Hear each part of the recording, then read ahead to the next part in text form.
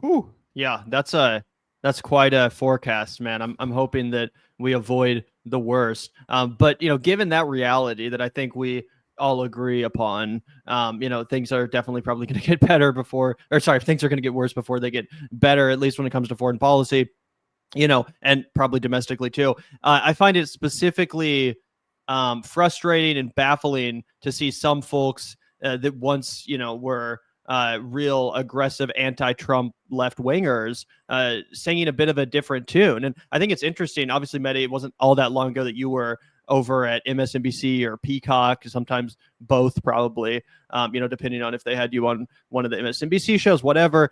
So I'm not sure how familiar you were with the whole backlash that went down after Joe and Mika basically went to Mar-a-Lago in an attempt to break bread with Donald Trump. It seemed like the backlash was swift and pretty unforgiving from their audience. So I'd love any insight you had into that, specifically because over here at the Vanguard, as you probably noticed, we've talked a lot about Cenk Uygur and Ana Kasparian and the rightward shift over at the Young Turks, which is, according to Cenk, the biggest progressive online news show. So I'm also interested in your opinion on Cenk's theory of the populist left working with MAGA, and whether you agree that that analysis is motivated by like a financial sort of pivot, an attempt as a media company to gain more subscribers and gain more attention with the deep-pocketed Republican viewers, or if you actually believe that Cenk and Ana are maybe sincere, and not just Cenk and Ana, but also people like Joe and Mika.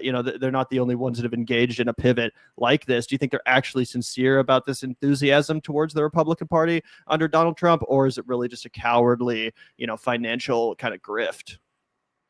Well, I know all these people personally, so I'm going to choose my words carefully. But I think they're two very different sets of people, first of all. Joe and Mika are very different to Cenk and Ana. I can't speak to their business motivations or financial strategies. Well, I have sat down with Cenk. Cenk knows I don't agree with him on this. I think he's a little naive on this front, definitely on the kind of anti-establishment left. Look, there's always been an anti-establishment right and an anti-establishment left. The problem is I don't believe MAGA is that. MAGA is a cult movement. Right? It's not about principles. Anyone who thinks Cenk thinks that it's about policy, right? He's willing to say, look, they're anti-war and they're anti-this and they're anti-that. That's not true. I don't agree with that, right? Respectfully, I don't agree with that. And I asked him on Twitter recently when he did the sit down with Charlie Kirk, which obviously I wouldn't have done. I think Charlie Kirk is a deeply disturbing figure.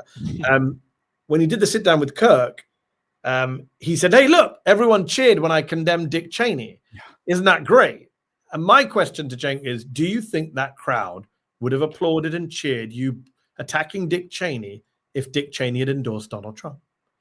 And he says, yes. My answer is no way, right? The reason MAGA doesn't like Dick Cheney and Liz Cheney is because they're anti-Trump, not because they invaded Iraq. They'd have been fine with that. They were fine with John Bolton being the national security advisor. Pete Hegseth supported the Iraq war. Marco Rubio is the most hawkish senator in the United States, with the exception of perhaps Lindsey Graham, right? So they have no problem with neocon. Who Trump has dinner with regularly. Exactly. Lindsey Graham, Tom Cotton, Marco Rubio. These are all MAGA's fine with all these people because they bend the knee to Trump. Dick Cheney and Liz Cheney and George W. Bush, if you saw him in the church today ignoring Trump, they, for whatever reason, good or bad, don't like Trump. Now, we can argue to the end of days, is Liz Cheney's opposition to Trump principled or not principled? I really don't care. The point is they did have very consistent, very genuine, very real opposition to Trump. And that is what bothers MAGA. So, if Donald Trump says tomorrow, I'm all for free trade and I'm against tariffs, and I think Russia should be bombed, the base will move with him. Let's be clear. The only issue in my lifetime, in the last decade, I have seen the MAGA base differ with Trump on and push Trump on, bizarrely, of all the issues in the world, is vaccines. Right? Vaccines. When he tried to brag about doing Operation Warp Speed, they booed and he stopped. And you never heard Trump brag about vaccines again. Right? But on every other issue, he has them in the palm of his hand. If he switches his policy position tomorrow, they will go with it. If he switches tomorrow to being a traditional Republican, saying Vladimir Putin's a threat to America, we need to take a build-up defense, they will follow him. I assure you. Maybe there'll be a few here and there, a Tucker Carlson, whatever, who dissents, but the base as a whole follows. It's a cult.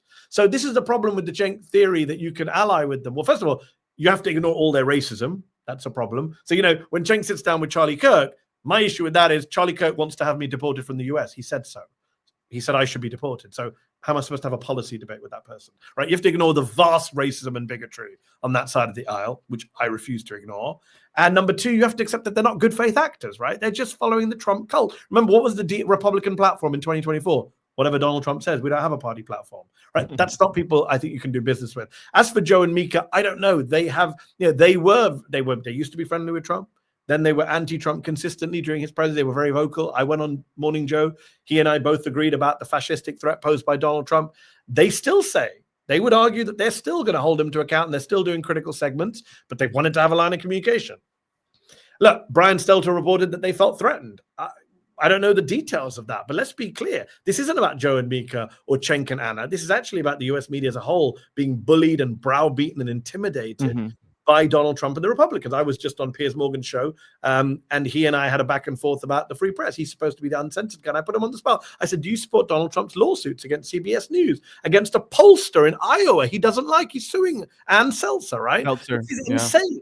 Right, the pressure on the media is intense, and the billionaires who control much of our media are already bowing the knee. Look at Mark Zuckerberg, one of the most shameless performances of sycophancy I've ever seen in my life. I'm moving the moderators to Texas, where it'll be less biased. I'm getting rid of fact checking. I'm putting I'm putting Dana White on my board. I'm making Joel Kaplan a that former made me sick. White House guy. Yeah, I'm putting Joel Kaplan, a former White House guy, in charge of global affairs, and sacking the liberal Democrat Nick Clegg, who I used to have in that position. They're just shameless. Jeff Bezos. I'm going to give $40 million to license Melania's documentary. This is insane, rolling over. And again, I don't want to depress your audience too much and say the hope is gone, but I run a small media company, Zeteo, right? It's a small startup. And I just think to myself, if Jeff Bezos and Mark Zuckerberg, some of the richest, most powerful people in human history, right? If they're rolling over for Trump, what hope is there for the rest of us? Like that's worrying. That what's Mark Zuckerberg's lawyers telling him? Are they telling him, Mark? Well, I feel like those people. I feel like I feel like the difference though is that those people, they're just trying to make money. Like Jeff Bezos or Mark Zuckerberg. They don't. But that's really the best have an case ideal scenario. Isn't that ironic? That's the best case scenario, that they're just capitalists trying to make money.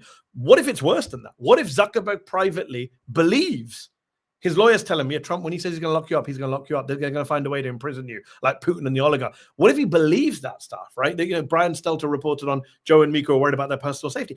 I worry about my personal safety. Of course I do. I live in the United States. Nutcases with guns everywhere. And now an authoritarian government that openly says we're going to target the media, right? That is real. We can't just discount that. I know I'm a very critical of the media, as you know. But on the one hand, I will accept that there is a genuine threat to journalists. People want to poo-poo it. They can poo-poo it. But we're in a new world right now. Yeah. Oh, I mean, there's definitely a genuine threat to journalists. Obviously, we talk about the journalists being assassinated in Palestine. We talk about the, lack of the viability to the financial industry of journalism all the time. That being said, I do, if I wanted to push back at all a little bit, I do feel like it's a little bit convenient for the Joe and Mikas of the world and Cenks and Annas of the world and all these powerful people, frankly, because they could just retire or they could go move to another country and say, you know what, I'm not going to sacrifice the integrity of my work because I'm afraid. I'm not going to in a cowardly way pervert my journalism or my commentary because I'm afraid. No, you're rich enough that you could get out of harm's way. To be fair, and I'm biased because I know Joe and I've been on his show and I spoke to Joe about this. Sure. They would argue, I'm just saying what they say. They would argue, judge us on our work, what you just mentioned. And if you think we're being soft on Trump, then call it out. And since they had that meeting and announced it, I don't think they have been soft on Trump, right? They've had lots of guests on criticizing the Trump. To be fair, I don't watch all the time, but yeah. Nor do I. But I see the clips, and they have had guests on who have been very critical of Donald Trump, very critical of the Trump administration.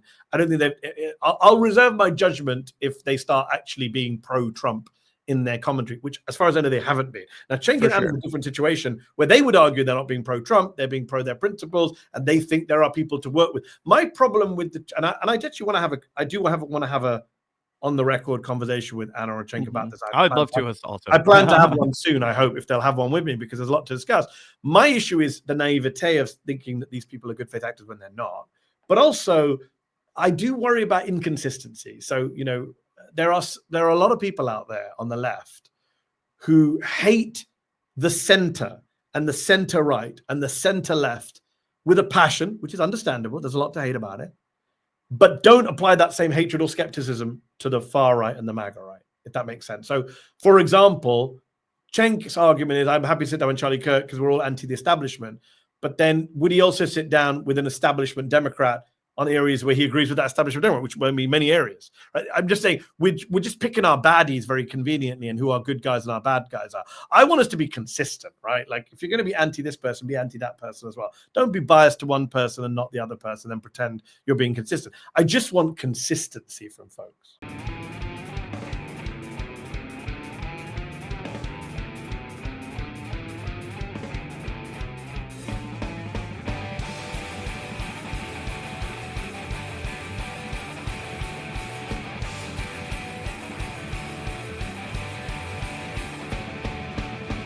Look out the door if you hear an ambulance. The Vanguard will be there, sir. The Vanguard will be there, sir.